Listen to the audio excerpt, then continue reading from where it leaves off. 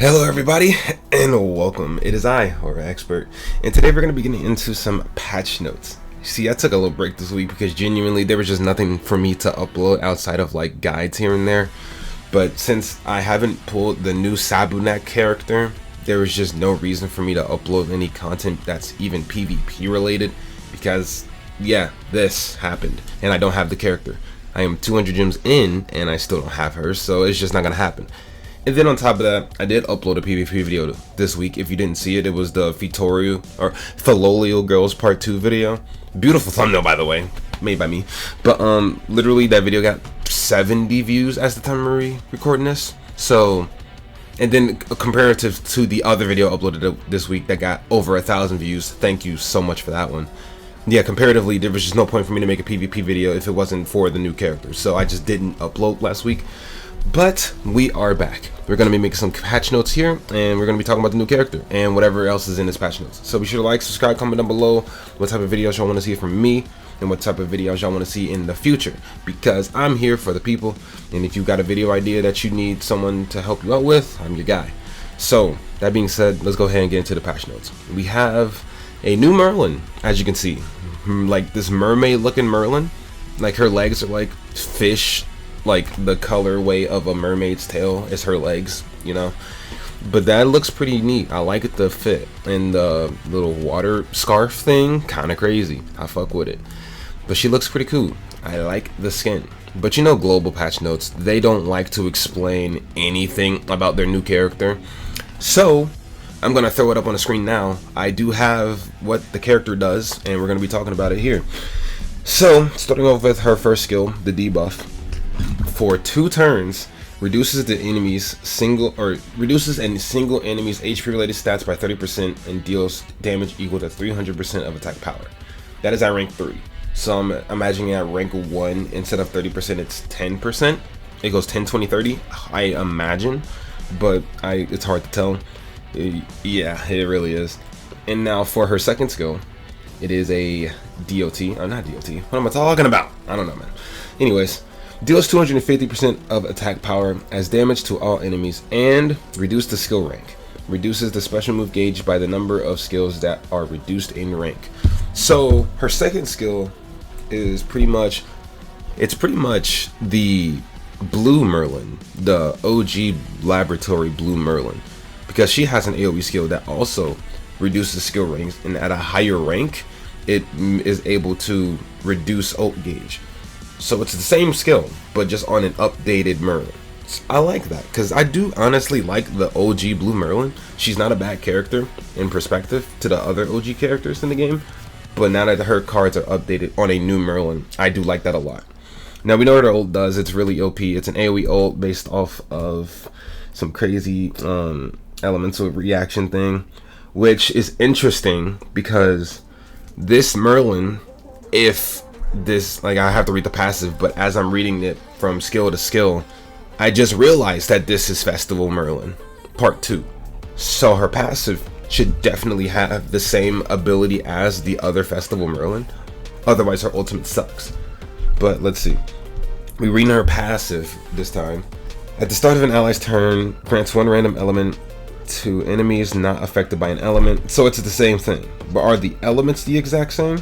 Rockfall is stunned, ignition is 50% max HP. So okay, the elements are the exact same. There is no change in what each debuff does. It's the exact same as Festival Merlin.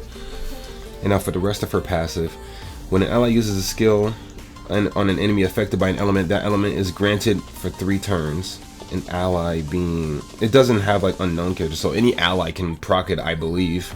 And when 4 elemental stacks are there, the element and elemental effect are removed, and the debuff effect is applied for 1 turn. Additionally, for each ally unknown race participating in battle, the base stats of unknown allies are increased by 5%, and when the elemental effect is removed by a special combat technique or holy object effect, the enemy is dealt 15% of remaining HP as damage in the elements when the elemental effect is removed, except when they're removed by survival due to a special combat ability or holy object effect.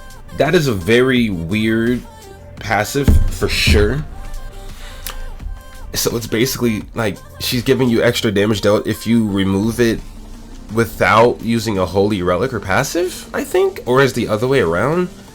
I don't know. That one's very hard to understand, but regardless, she sounds okay on paper. She's probably broken in actual gameplay since this is a Merlin after all, but we'll just have to find out if I even pull the character or not.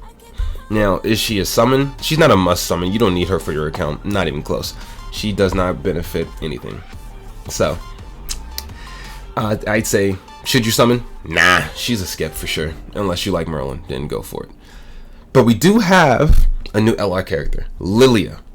I am hyped for her because first off, the outfit looks amazing. Her art looks really cool. And it's a LILLIA. Why wouldn't I not like a LILLIA? So this is the red LILLIA. Originally, her single target was a HP heal card, and her AoE was a... I mean, I could see it here, but I'm trying to remember off the top of my head. Was it an attack? Ult drain. It was an ult drain. Okay. So now, let's read into it, right? LR stats. At first, her ultimate, apply corrosion to anyone with 3 or less ultimate gauge and for 2 turns, and if they have any more than that, they decrease their attack, right? And now it applies the power of destruction to all enemies for 1 turn at the start of allies' turn. The 7 catastrophe allies do not take more than 50% of their max HP when taking damage. Oh, so she gives 7 catastrophes damage cap. Cool. That's needed because the catastrophes are squishy as hell. Alright, they take 50% less damage, or they have a max HP cap from skills during enemy's turn. In addition, the 7 catastrophes allies attack related stats are increased by 7% for each power of destruction removed at the end of the enemy's turn, up to 28. Why is it 28? I don't know. But 28% attack related stats is pretty good. She might actually be useful with blue Shin and red Shin and shit like that. I think that would make him pretty good. He needs that attack up. But power of destruction itself decreases attack by 20%, inflicts additional damage equal to 15% of remaining HP at the end of every turn. That's alright. That's alright. But since you want to go and remove the powers of destruction, that's a little bit useless, but whatever. And now her HP healing card does pierce. It has a 3 times pierce rate. That's cool. That's good. And her AoE ult drain is now an AoE infect and ult drain. That's pretty interesting. I like that. And then her ultimate, it was an AoE remove buff ultimate, and now it's an AoE remove buff ultimate that increases the damage taken by 50% for 1 turn. So it depends. If this ultimate is like Gloxinia, where the debuff of the ultimate procs after the ultimate, this is useless. But if it procs before the ultimate, this ultimate just became broken. And it's like close to one of those one-hit kill ultimates for sure. Then inflicts Sever. Oh, so it's also a triple crit chance. Yeah, this ultimate's crack. If Lily's able to ult, you're going crazy. Overall, though, she sounds pretty good, and I will be using her at the very least. I don't know if I'm going to get Merlin, but I will do a multi and find out. But LR LILLIA, I will be playing with her this week for sure. I have enough LR coins for that anyway. And now we move. Let's go against everything else that's coming out this week. Probably nothing special since we're getting 2 characters, so we'll see. But we have seasonal rules for PvP. I don't care for this personally because I don't do champ or top geared PvP at all. But we can get Wailu in this season if you're one of those players. So if you want to get Wailu, you can. And you get new bundles. We already know that's nothing new. Technically, it's just new named tickets. And then check in part 2. We got some decent rewards. You get Hawk on day 1. Thank God. Or not Hawk. You get Wild on day 1. I didn't get Wild during the green tickets because I just didn't have enough. And I didn't play that often. But yeah, so I can get Wild now at the first day. That's good. I like it. And then here's our rewards for the week. We get a free multi and then a level 90 coin. That's pretty decent. And the challenges are fairly simple. And we got the blessing things again, which I'm not a fan of. If this is your first time seeing me, yeah, I'm not a fan of the blessing thing. I'm just not. It's that simple. And we have an SSR rate up for the SSR tickets. I'm making a video on this. I have a lot of SSR tickets, and I always save up to get 100 tickets and then make a video on those 100 tickets. I don't think I have 100 now, maybe like 50 at most, but I can make a video on this for sure and see if I can get anything worth it. Granted, I probably have everyone in this banner 6-6, but it doesn't hurt for content. Now we move on. Yeah, the rates. Oh, there, it's this one. You could choose the character you want to have it rated up. Okay, this is a good event. This is a great event if you don't have Sario, Tarmio, or any of the Grace or Commandment type characters 6/6. This is a very good event for you. Then we have a bingo. We've seen that a million times. Exchange shops, whatever. Bingo event. You at round 4 you get an outfit for wild. That's cool. We get Bergamu again, whatever this dude's name is. Baruja. That's that. Yeah, the same boss, nothing new. We have more wild cosmetics, and that looks like it's it. That looks pretty fucking it. Yeah, nothing else here. What is this? System updates. They don't show again today. 96,000 gems. God damn. I mean, whatever. This is cool. I don't really care that much about it, but it's a quality of life for sure. Oh, what the hell? Account combat class greater than 7.5 mil is required. Why is the comma right there? You can beat. Don't listen to this. Don't listen to this. You can beat this without a 7.5 mil box for sure. All you need is the 4 characters that you need to do it. Box CC does not matter. I don't know why this is a thing. They are just lying to you for sure. Recommended teams. That's cool. Does recommended teams function for? Is it just Bird? Or is it all of them? If it's all of them, that's really cool. That's a good update for sure. But if it's just for Bird, whatever. And then Inventar Trials, whatever, been fixed. But yeah, that's about it, huh? So yeah, this update to now.